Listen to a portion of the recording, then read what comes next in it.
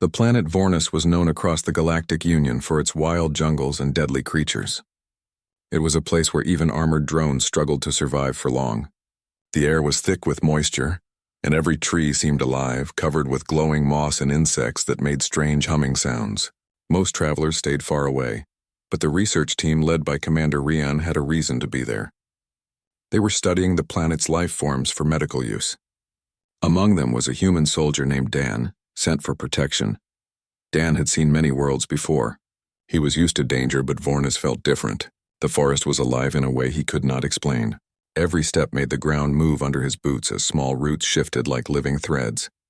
The air smelled heavy, and even the rain carried a faint metallic scent. He had been here for 2 weeks, helping the scientists gather samples and scan the area for large predators. That morning, dark clouds began to form over the horizon. The local guide, an insectoid alien named Tharn, warned that a storm was coming fast. The team packed up their scanning tools and started back toward their camp. The wind was sharp and lightning danced across the distant mountains. Suddenly, a loud roar shook the air. It was deep and filled with pain. The sound echoed from the nearby valley, making the group stop. Tharn froze, his antennae twitching. "That is a Drelak," he said in a low voice, "an apex predator of this world. We must leave before it finds us." Dan looked in the direction of the sound. He could hear something crashing through the forest. It sounded hurt. The others turned to run, but he did not move. "It sounds wounded," Dan said. Ryan, the commander, looked at him in disbelief. Wounded or not, that thing could tear a tank apart. "Move, soldier." But Dan shook his head. "If it's hurt, it's not hunting. It's scared. Maybe it's caught in something." The team argued, but before they could stop him, Dan was already heading down the slope toward the valley. The storm clouds darkened overhead and heavy rain began to fall. The others had no choice but to follow him, though they stayed behind at a safe distance. The forest grew denser as they moved down. The sound of rain hitting the leaves was loud, and the roar came again, weaker this time. When they finally reached a clearing, they saw the creature. It was massive, nearly 4 meters long, with dark green scales that shimmered even in the rain. Its chest was rising and falling rapidly, and one of its hind legs was caught in a fallen branch. A long wound ran across its side, still bleeding. The creature's eyes glowed faintly yellow, full of pain but also awareness. The aliens froze. Tharn took a step back. No one survives near a wounded Drelak. It will kill anything that moves. But Dan did not listen. He dropped his weapon, took off his gloves, and slowly approached the creature with both hands raised. His heart was pounding, but he could see that the beast was losing strength. The leg was trapped tightly. "Easy there," he said in a calm voice. "I'm not going to hurt you." The Drelak growled softly, baring sharp teeth. The sound made everyone flinch, but Dan kept moving until he was close enough to touch the branch. He saw that the wound was deep, likely caused by another predator. The creature tried to pull away but could not. Dan used his knife to cut the vines around the branch. Every time he moved, the Drelak's breathing quickened, but it did not strike. It only watched him. After a few minutes, the branch gave way and the beast's leg came free.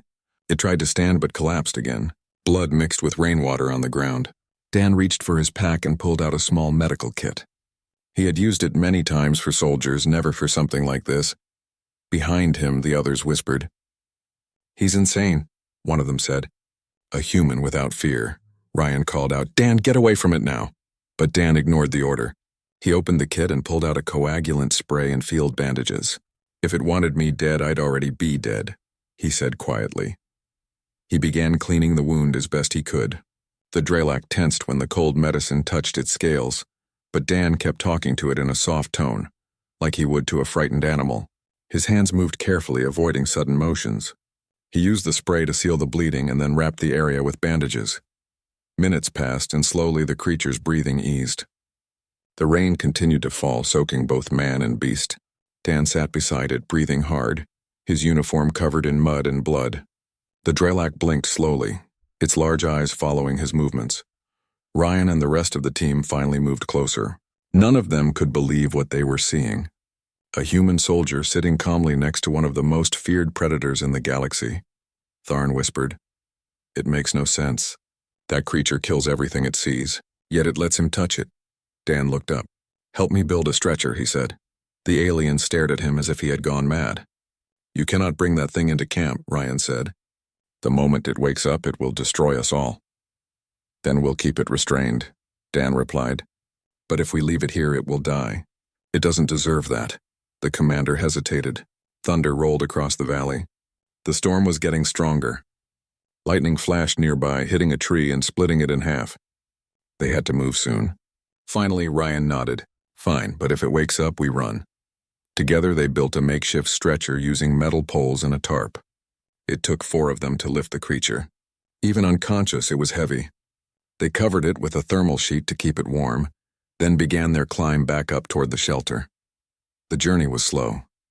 The path was slippery, and every sound of thunder made the team flinch. Dan walked beside the stretcher the entire time, keeping his hand near the creature's head to watch for any sign of movement. When they reached the shelter, a reinforced outpost built into the side of a rock hill, they placed the Drelak in the medical room. The walls were lined with energy shields to prevent any escape. The others waited outside while Dan cleaned up and checked the creature's breathing. He used the scanner from the lab table to examine it. The data surprised him.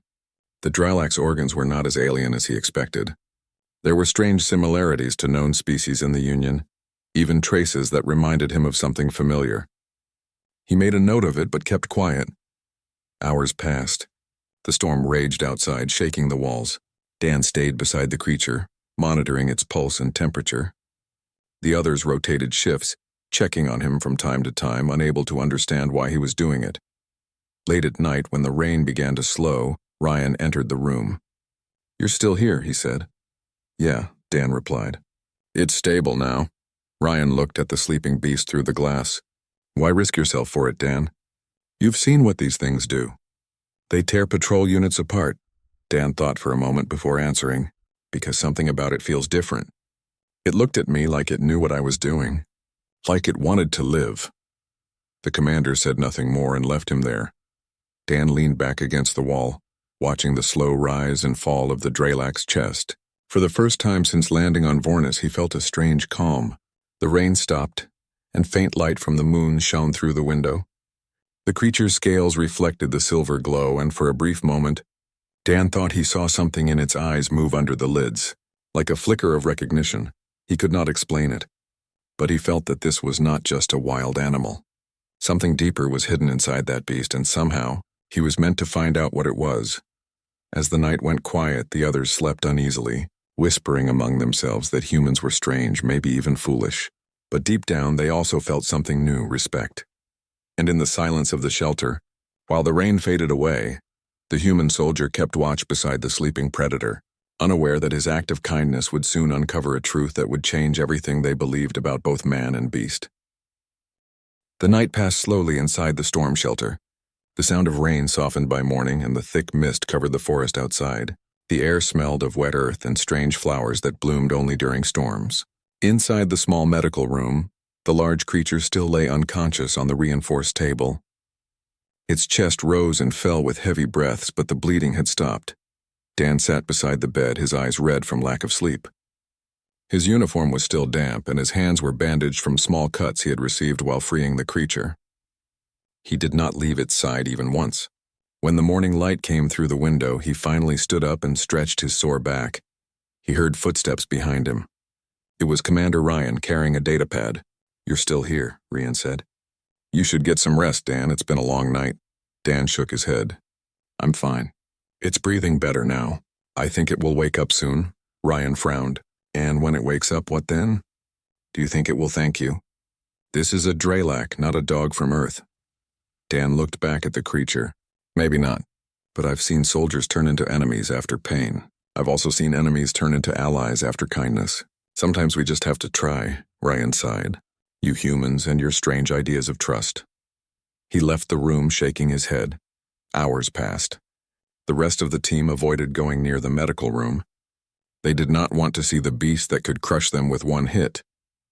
The storm outside had ended, but no one dared to leave until the scanners confirmed it was safe. Dan used the quiet time to check the Drelak's vitals again. The scanner showed strong signs of recovery. The body temperature was steady, the heart rate even. He noticed the strange pattern of scars around its neck, like marks from a metal collar, that caught his attention. Wild Drelaks did not wear anything. Someone must have captured it before. He made a note on the console but kept the thought to himself. He was sure there was more to this creature than anyone believed. By midday, the Drelak began to stir. The ground vibrated slightly as it moved. Dan stood up and moved to the side, keeping his hands visible. The creature's eyes opened slowly. Golden pupils glowed faintly under the light. For a long moment, it just stared at him. The air in the room felt heavy. The creature let out a low growl, not angry but confused. Its tail twitched against the table. Dan took a slow breath. Easy there. You're safe here. The Drelak blinked, watching his every motion. It tried to move but felt the weight of the restraints around its limbs. Dan raised his hand. Don't fight them. You're hurt. You need to rest. The creature gave a deep sound like a breath mixed with a growl. Its eyes softened slightly and its breathing slowed. Dan noticed the difference immediately. It was not behaving like a wild predator anymore. It was responding to tone, not fear. He stepped closer with a small container of water. Here, you must be thirsty. The Drelak looked at him again, then lowered its head a little. Dan slowly tilted the container near its mouth.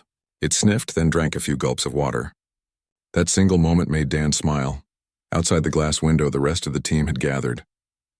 They watched in silence. Tharn, the insectoid guide, tilted his head. It obeys him. That is not possible, Ryan folded his arms. It's not obedience. Maybe it's waiting for the right time to strike. But even as he said it, he did not sound sure.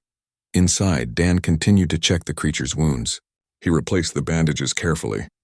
The Drelak let out soft growls from time to time, but none were threats. It was like it was trying to speak. Dan kept talking to it, his tone calm and steady. He said, You have a strong will. Most would have given up with wounds like that. But not you. The creature's eyes blinked once slowly as if it understood. The next few days passed in a strange rhythm. The storm cleared fully and the team prepared to leave, but they could not move the Drelak. It was still recovering. Ryan wanted to call for extraction, but the communication array had been damaged by lightning. They were stuck for at least another week. During that time, Dan stayed near the medical room. He fed the creature small pieces of nutrient gel, enough to keep it strong. It never tried to attack him.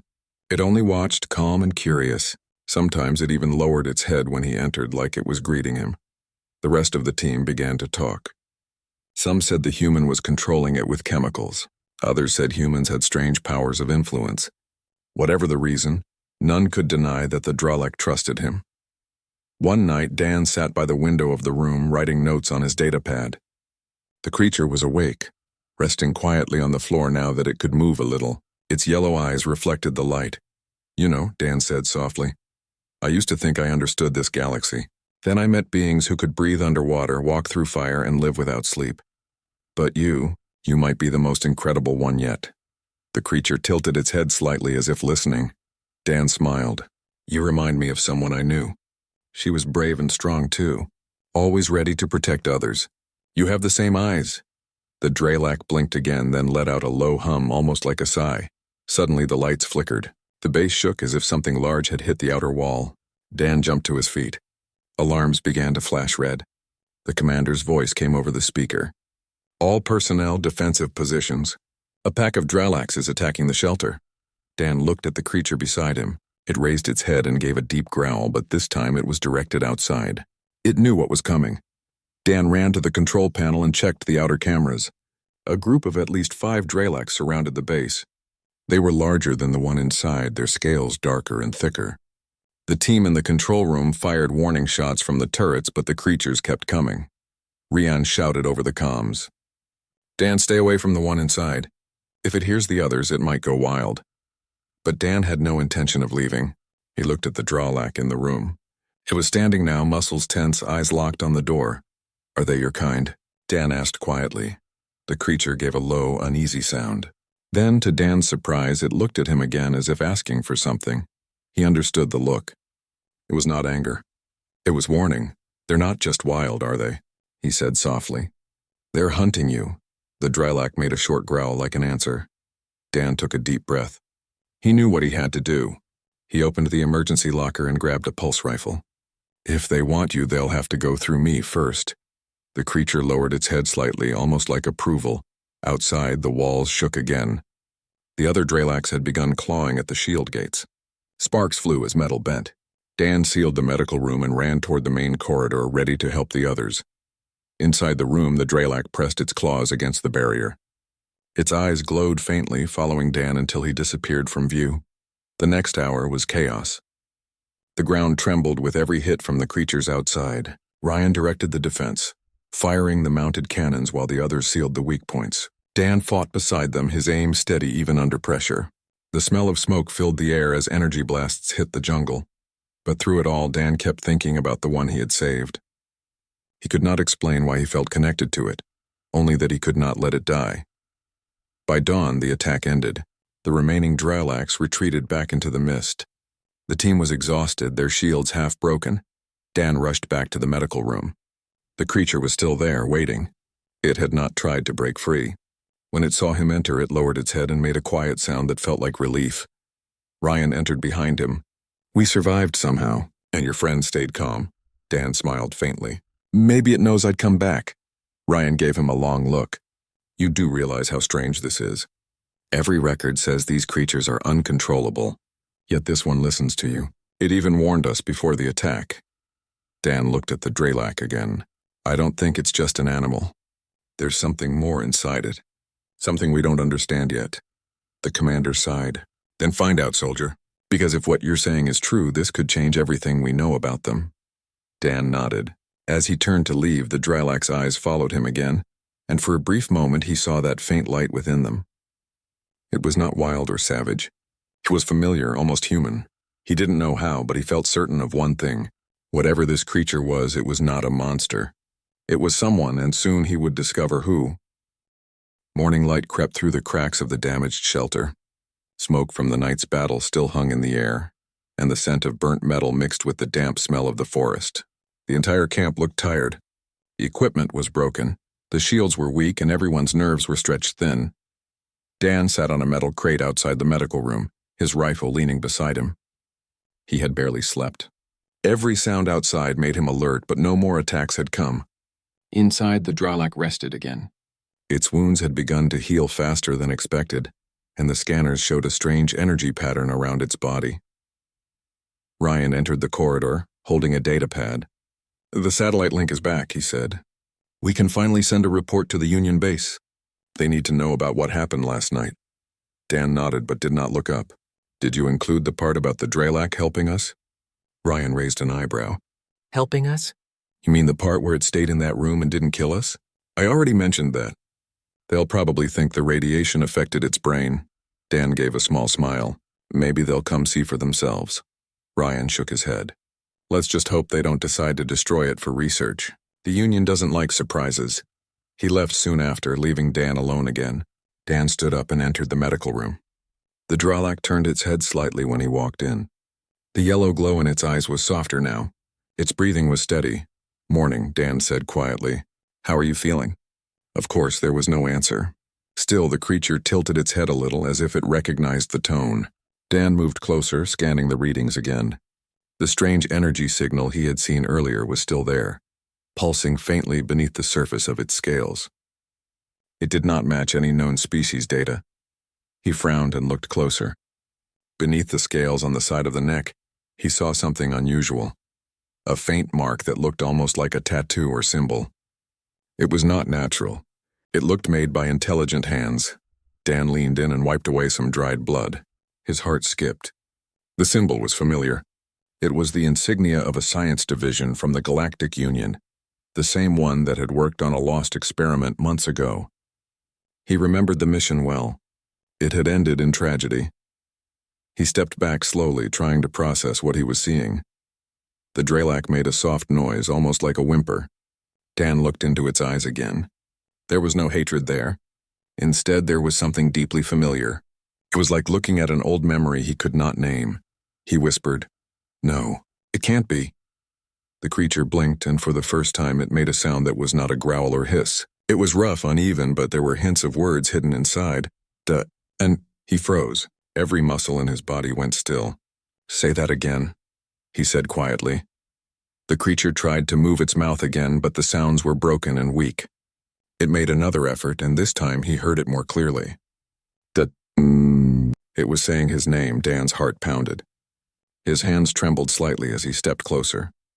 You can speak. You know me? The Drelak's eyes glowed brighter for a moment. Then it lowered its head and its chest rose with a heavy breath. The voice came again, soft but clear enough to understand. Help me. He moved quickly to check the scanners. The energy readings were spiking. The creature's scales were starting to shimmer with faint blue light. Dan called out over the intercom. Ryan, get in here now. The commander ran in with Tharn behind him. When they saw the glowing light coming from the creature, they stopped in shock. What is happening?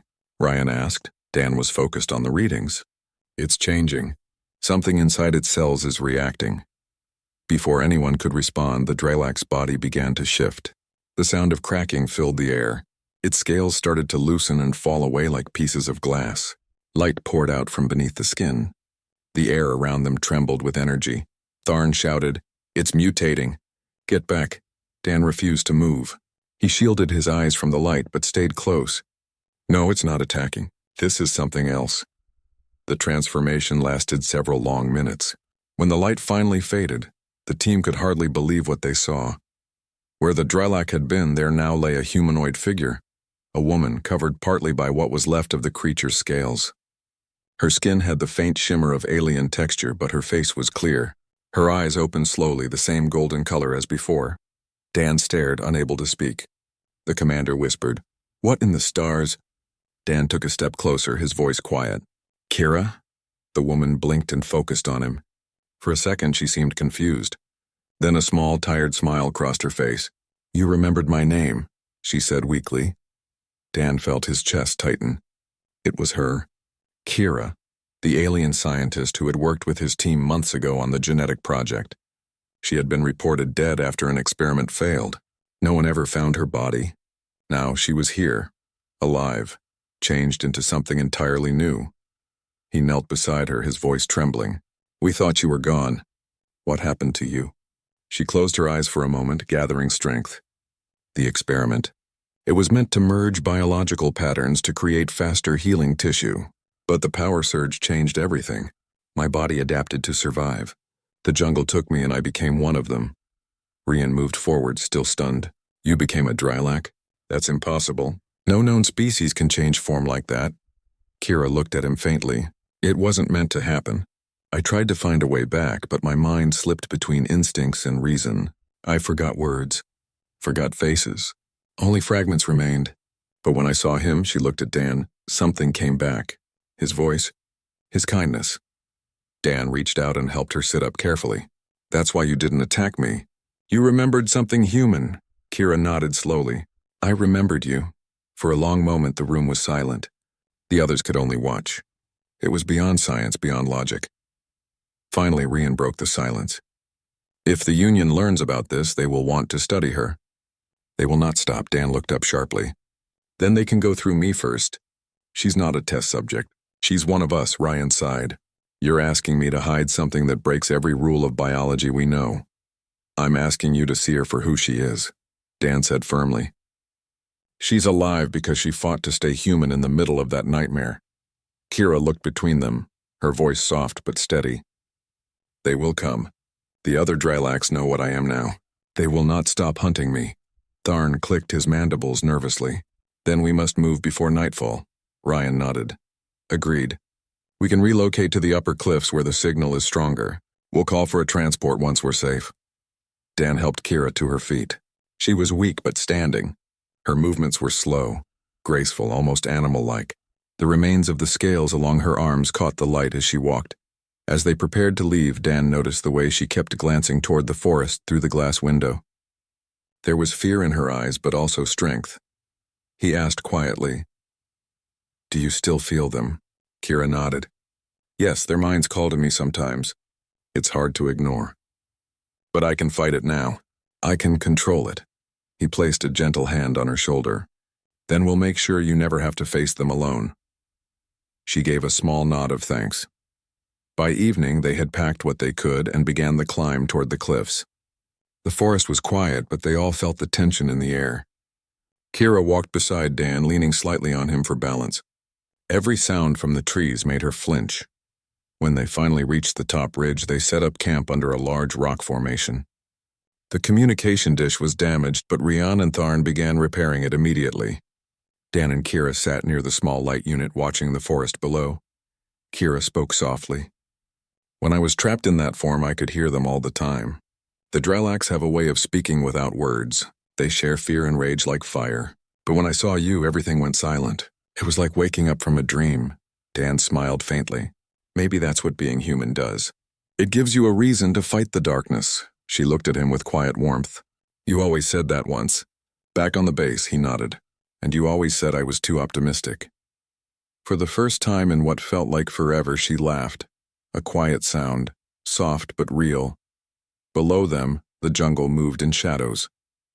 The night wind carried distant cries from unseen creatures. The world of Vornis was still wild and dangerous, but inside that small camp, hope had returned. Dan looked out over the valley and spoke in a steady voice. We'll make it out of here, Kira. Together. And deep in the forest below, something answered with a distant roar that echoed against the cliffs. The hunt was not over yet, but now they were ready for whatever came next. The night on the cliffs was dark and heavy. The wind swept across the ridge, carrying the distant sound of the jungle far below. Dan and Kira had kept a small fire burning to provide light, but the flames flickered nervously as the air grew colder. Every shadow in the trees seemed alive, and the team remained alert. Ryan and Tharn were busy reinforcing the shelter around the communication dish. The makeshift barriers rattled in the wind, but they offered some protection. The rest of the team moved cautiously, keeping their weapons ready. Everyone knew the jungle below had not forgotten Kira. The other Dralax would come, and their numbers were unknown. Kira sat close to Dan, leaning slightly on him. She was still weak from the transformation, but her eyes were sharp and aware. Every sound from the cliffs or the jungle put her on edge, yet she did not hide. Dan whispered to her, "Rest if you can. We need your strength soon." She shook her head slightly. "I cannot rest fully. I feel them, Dan. The others know I am here. They will come." He nodded, understanding completely. He had fought in countless battles, but this was different. This was not only about survival. It was about protecting someone who had been taken from them, someone who had once been a teammate. The first warning came as a low rumble from the forest below. The ground vibrated faintly under the cliffs. Tharn tilted his head, antennae twitching. "They are coming," he said. Ryan moved quickly, giving orders. "Everyone, positions. Keep the fire minimal. Use the turrets sparingly. We need to protect the dish first." Dan stood beside Kira, keeping his rifle ready. Her hands brushed against his arm, and she gave a faint nod. The connection between them had grown stronger since the transformation. They did not need words to understand the urgency. Suddenly, shadows moved across the cliff edge below. 5 massive Dralax appeared, larger and faster than the one Kira had been. Their eyes glowed with the same yellow light as hers had once shone. They were hunting, and they knew exactly what they were looking for. Ryan fired the first shots. Energy blasts lit the darkness, striking 2 of the creatures. They roared in pain but did not retreat. The other 3 advanced, moving with intelligence and coordination that surprised even the most experienced soldiers. Kira stepped forward. Despite her weakness, she lifted her head high, letting out a deep, resonant sound. It was different from any Dralax roar. The sound vibrated through the air, shaking the smaller rocks around them. The attacking creatures hesitated as if recognizing the call. Dan understood instantly. "She is calling them," he shouted. "They hear her." The Dralax below stopped briefly. Then one of them growled aggressively and moved closer, testing the bond. Kira tensed, ready to respond. Dan ran to her side. "You do not have to fight them alone," he said. She looked at him, her eyes showing gratitude and determination. He fired a pulse shot at the testing Dralax. The beam struck the creature's shoulder and it roared in pain. The other Dralax hesitated again, sensing Kira's presence. The coordination between human and former predator was starting to show. Kira leapt forward, her movements swift and precise despite her recent weakness. She struck the nearest Dralax with her fists and claws, a combination of raw strength and trained combat techniques. The creature fell back, stunned by the force. Dan continued to fire from behind, aiming carefully to avoid hitting her. The others joined, creating a wall of defense. Energy blasts collided with claw strikes, the jungle below echoing with the sounds of battle. One Dralax tried to climb the cliff to reach them. Tharn fired a grappling net, slowing it down. Ryan shot a plasma bolt that knocked it back down the slope. The team was holding their ground, but the Dralax were relentless. Kira fought with a rhythm that only someone who had once been part of their world could have. Every move was calculated, precise, and powerful. She anticipated attacks before they happened. Dan noticed something remarkable. The Dralax seemed hesitant around her, almost reluctant to strike. "They know her," Dan said quietly, awe in his voice. Ryan yelled from behind the barricade. "Then use that. Keep them distracted, but do not let them break through." Kira nodded. She let out another resonant call, deeper this time. The Dralax froze in place for a moment, then one of them roared and attacked her directly. She met it head-on, using her weight and strength to throw it back down the slope. Dan rushed to her side. "Are you hurt?" he asked. She shook her head. "I can manage. You focus on the others." The team worked as a unit now. Energy blasts and careful maneuvers kept the attackers at bay. Kira moved between the soldiers, her presence alone giving them confidence. The bond between human and former predator was becoming their strongest weapon. Time passed slowly, each minute feeling like an hour. The attacking Dralax tried to flank them, testing for weaknesses. Dan moved swiftly, covering Kira and other team members. Together they formed a triangle of defense that seemed impossible to break. Finally, after a long and exhausting fight, the Dralax retreated. They disappeared into the jungle, leaving broken branches and deep claw marks on the slope. The team collapsed in relief, breathing heavily. Kira sank to the ground, exhausted but alive. Dan knelt beside her, supporting her weight. She leaned against him, catching her breath. "You did it," Dan said, smiling faintly. "You saved us all." Kira looked at him, her golden eyes shining. "No, we did it together," she whispered. Ryan approached slowly, still in shock. "I do not understand how this happened." "She controlled them, or at least influenced them. This is beyond anything we have ever seen," Tharn added. "It is as if the bond between them is stronger than instincts. The human courage and trust changed the predator instincts." Dan nodded. "Sometimes trust is more powerful than strength. Sometimes it is more powerful than fear." The team worked to repair the damages caused during the fight. Broken barricades and damaged equipment were fixed as best they could. The communication array was stable enough to send a signal for rescue. Kira stayed near Dan, her movement slower but steady. The moment of danger had passed, but she remained alert. The bond they had formed in the fight had deepened. Dan realized that it was not only trust that had grown between them, but a connection that was unbreakable. Night fell again, quieter this time. The jungle below was alive with smaller creatures, but the apex predators had retreated. The team gathered around a small fire, sharing rations and water. Dan sat close to Kira. "You held your own today," he said quietly. She gave a faint smile. "I had someone watching my back. That made all the difference." Ryan looked at both of them. Humans are strange. They survive in ways others cannot predict. They inspire loyalty in ways that seem impossible. Dan's thoughts drifted back to the first time he had seen her as a Dralax. He remembered the fear, the doubt, and the strange connection he had felt. Now, seeing her human again, stronger and alive, he understood that there was something unique about the human spirit. "You saved yourself too," he said softly to Kira. She nodded, her eyes reflecting the flickering firelight. "We saved each other," she said. The team rested that night, alert but calm. The events of the past days had changed their perspective on humans and their abilities. They had seen courage, compassion, and intelligence in ways that transcended ordinary understanding. Dan knew the battle was only one part of the challenge. The rescue would bring new dangers, and the jungle was still filled with threats. But he also knew that together, with Kira by his side, they could face anything. As the night grew quieter, Dan stared at the horizon, thinking about the days ahead. The jungle was wild, unpredictable, and dangerous, but he also realized that trust, courage, and the bond between human and former predator could overcome even the greatest odds. Kira shifted slightly, leaning closer to him. "I feel safe here," she whispered. Dan smiled. "Then we keep moving forward. Together."